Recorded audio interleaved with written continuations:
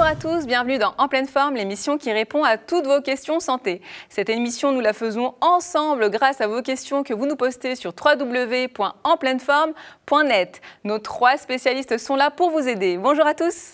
Bonjour Myriam. Tout d'abord, Anne-Frédérique Nahas, qui est sexologue, qu'on commence à connaître, elle a fait plusieurs émissions avec nous. Ensuite, notre nouveau sur le plateau, qui est Jean-Daniel Chalot, conseil et coach en entreprise. Il nous expliquera dans un instant en quoi ça consiste. Et enfin, Philippe Bernois, qui lui aussi est un habitué, qui est spécialiste en hypnose et en PNL. Comment allez-vous ? Très bien. Alors, vous êtes le nouveau sur le plateau, donc on va vous laisser la parole. La première question qui vient d'André, qui est manager, et qui vous dit « Je n'arrive pas à gérer mes équipes. Je ne dors plus la nuit.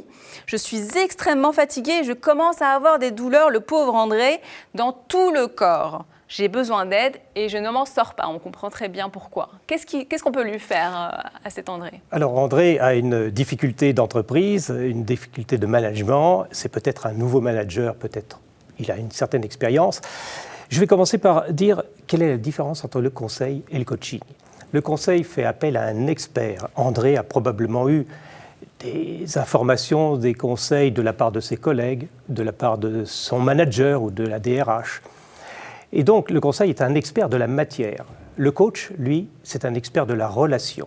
Il va s'intéresser à la problématique, il va s'intéresser à ce que vit très précisément André pour l'aider à trouver les meilleures solutions pour résoudre son problème.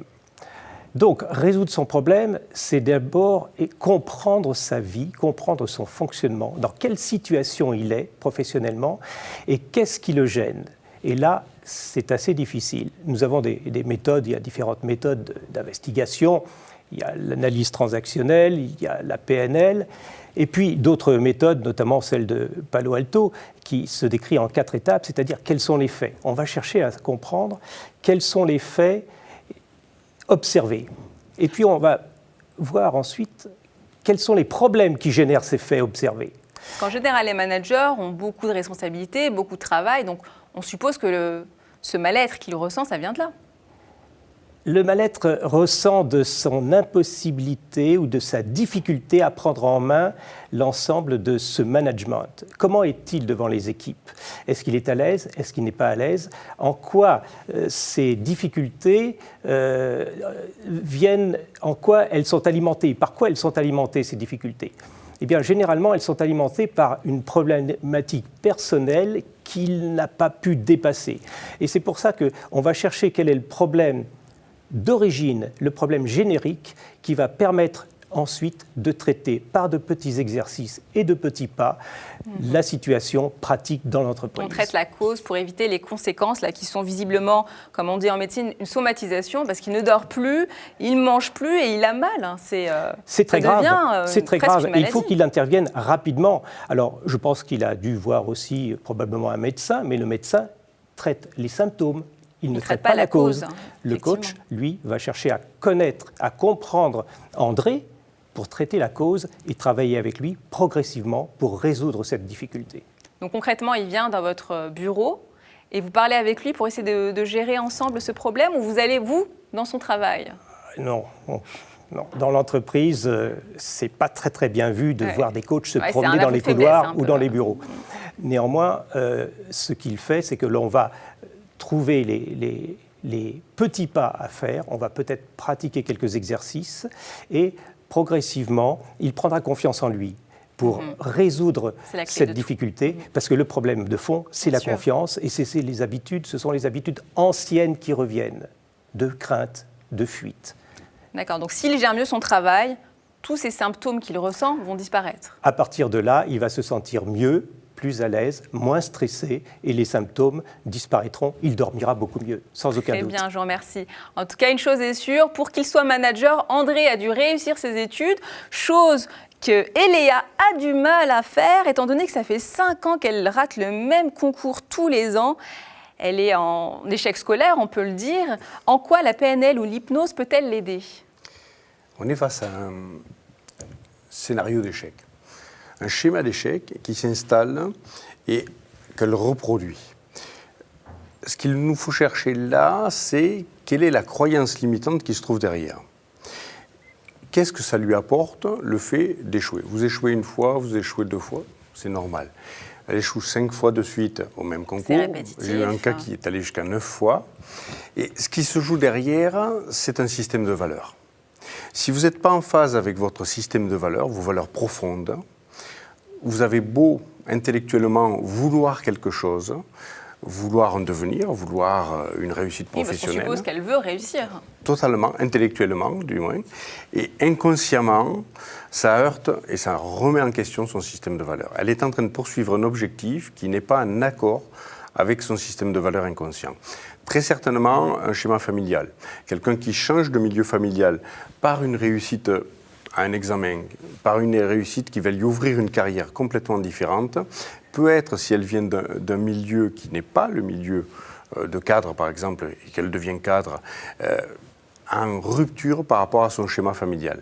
Et cela peut remettre en question le respect qu'elle doit à ses parents, cela peut remettre en question le fait que pour elle, ça sera plus facile de gagner sa vie que ne l'ont vécu ses parents, et quelque part, elle a l'impression de ne pas se donner le droit à cela. Il y a aussi peut-être une pression familiale, étant donné que ses parents ont peut-être pas fait d'études, et du coup, elle se sent beaucoup plus dans l'obligation de réussir, et quelque part, si elle réussissait ses études, elle se mettrait au banc de la famille. C'est différente. Oui. Donc vous pensez que son échec, il est en elle, c'est elle qui ne veut pas réussir, elle Totalement, se l'interdit? Oui. Chaque fois que vous développez un schéma d'échec, c'est un conflit entre vos valeurs conscientes et vos valeurs inconscientes. Et malheureusement, ce sont toujours les valeurs inconscientes qui gagnent. Mais on a des outils qui nous permettent de réajuster tout ça, de remettre en phase les valeurs conscientes et les valeurs inconscientes. Et si on ménage quelques croyances qui sont derrière, en les démontant un petit peu, on peut influencer ces valeurs pour qu'elle réussisse son examen. Alors concrètement, on lui fera un peu d'hypnose à cette jeune fille? Un petit peu d'hypnose et un petit peu de PNL. On fera les deux cette fois-ci. Et vous pensez que succès garanti oui, à l'examen? Oui, sans problème. Si on lève ce frein-là, la croyance limitante qui est derrière, qui remet en question ses valeurs, à ce moment-là, si on la lève, il n'y a aucun problème. Et est-ce qu'on peut appliquer ce type de schéma à tous les échecs qui existent, professionnels, amoureux? Alors, pas ce type de schéma. Par contre, comprendre comment vous avez des schémas de réussite et des schémas d'échec, il y a une très petite nuance entre vos stratégies de réussite et vos stratégies d'échec. Ça tient à une toute petite variante de cette stratégie. Et quand on peut modéliser la stratégie de réussite, et tout le monde a des stratégies de réussite, on peut la reporter à ce moment-là. S'il n'y a pas de système de valeur remis en question dedans, ou de croyances limitantes, on peut reporter vos stratégies de réussite sur vos stratégies d'échec, et vos stratégies d'échec deviendront des stratégies de réussite. Alors j'espère que vous avez bien écouté. Maintenant, je vais vous conseiller d'aller voir notre spécialiste et surtout de bien réviser, de vous enlever cette idée d'échec de votre tête. J'espère que vous allez bien réussir. Maintenant, je vous invite tous à aller coucher vos enfants car ça va être le temps de la question sexo avec notre sexologue. Et là, la question est très très coquine. La question, je vous la pose tout de suite. Ma femme a des problèmes de lubrification. Les rapports sont douloureux et cela crée des tensions dans notre couple. Que faire? Alors, la santé sexuelle est fragile. 25% des Français se disent en bonne santé sexuelle. C'est comme une poupée russe avec des couches. Et si un seul des éléments fait défaut, c'est tout l'édifice qui s'écroule. Dans les troubles de la lubrification, un déséquilibre hormonal est souvent en cause, momentané ou plus définitif. Alors momentané avec par exemple la pilule qui après 2 ans joue l'effet d'un anti-hormone féminine. Ensuite, il y a la grossesse, l'allaitement, la ménopause de façon plus définitive. Il peut y avoir aussi certains médicaments qui ont un impact négatif sur la libido et sur la lubrification, comme par exemple les antidépresseurs. Enfin, une mauvaise hygiène intime, une hygiène inappropriée peut entraîner ce type de trouble. Alors, quels sont les recours? Quand c'est possible, la prescription d'hormones est très indiquée dans ces cas-là. Il faut toujours procéder à un dépistage des cancers hormonodépendants pour ne pas se trouver dans un cas de contre-indication. Il y a aussi le fait de changer de contraception si l'on est sous pilule et d'adopter pour un temps un stérilet ou un patch. Enfin, le recours tout simplement à l'huile d'amande douce, qui n'est pas toxique pour les muqueuses et qui peut être utilisée aussi bien par l'homme que par la femme. Tout simplement un gel lubrifiant. Parfaitement. Mais bon, les troubles de la lubrification peuvent être l'expression d'un trouble du désir féminin. Et là, on peut se demander où en est le climat sensoriel dans le couple, qui est le préalable à une bonne entente sexuelle. Les hommes et les femmes fonctionnent très différemment. Au niveau de l'excitation, le temps moyen pour un homme, c'est 5 minutes. Pour une femme, le temps moyen, c'est 30 minutes. Ensuite, le procédé est inversé, c'est-à-dire que les femmes vont de l'intime au sexe, tandis que les hommes vont du sexe à l'intime. Je m'explique. Une femme a besoin d'un climat d'échange, de complicité, d'un état de fusion pour arriver au sexe, qui va favoriser donc la lubrification, alors que l'homme, en général, a besoin du sexe pour parvenir à l'intime et même à l'amour. Donc c'est un chemin inverse. Dans le yoga tantra, qui existe depuis 4500 ans, on prenait 3 semaines pour préparer un rapport sexuel. Donc, ce que je voulais dire, c'est que bon, il est peut-être bon de redonner au rapport sexuel ses lettres de noblesse et le caractère sacré de la fusion entre les partenaires. Mais de nos jours, les gens sont impatients. C'est d'ailleurs le cas de son époux qui a posté, c'est pas la femme qui a posté la question, c'est son époux qui est impatient, là, qui aimerait pouvoir bénéficier de son droit conjugal.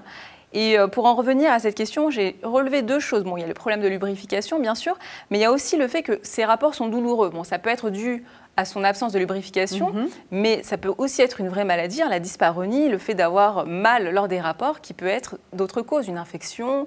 Est-ce que vous faites une recherche justement des autres causes d'infection? Est-ce que vous l'adressez à un gynécologue aussi pour savoir? Bien sûr, dans ce cas-là. Mais là, il parle de la lubrification, mais en effet, il peut y avoir bien d'autres causes. Et il est préférable de consulter son médecin de toute façon. Et on travaille de toute façon en collaboration avec les médecins sur toutes ces problématiques. Il y a une autre chose que je voulais mentionner, c'est ce qu'on appelle le matelas sensoriel. On considère que l'intime, chez la femme, chez la petite fille, se crée dans les 2 premières années de la vie, c'est-à-dire avant la marche, avant 2 ans. Ce matelas sensoriel va être considérablement influé sur la sensualité de la femme et sur son aptitude au désir. Si il n'a pas été créé, la femme n'aura une sexualité que pour séduire, pour avoir un enfant ou pour ne pas perdre son partenaire. Alors, ce matelas sensoriel, s'il a fait défaut, on peut le reconstituer en thérapie, notamment à travers la pratique, la prescription de jeux sexuels avec son partenaire. Mais c'est une chose très importante parce que l'intérêt sexuel varie d'une femme à l'autre en fonction de ce matelas sensoriel. Je vous remercie pour toutes ces réponses. Je sais que vous avez beaucoup de conseils à donner. La jeune femme pourra venir vous voir en cabinet pour avoir tous ces conseils en long, en large et en travers. Par contre, nous allons devoir rendre l'antenne car l'émission est terminée. Avant cela, je vais vous inviter à poster vos questions sur www.enpleineforme.net. N'hésitez pas, nous sommes là pour vous aider, avec mon fidèle compagnon Oscar qui est toujours fidèle à nos émissions. En attendant, je vous dis de bien prendre soin de vous et à très bientôt. Au revoir.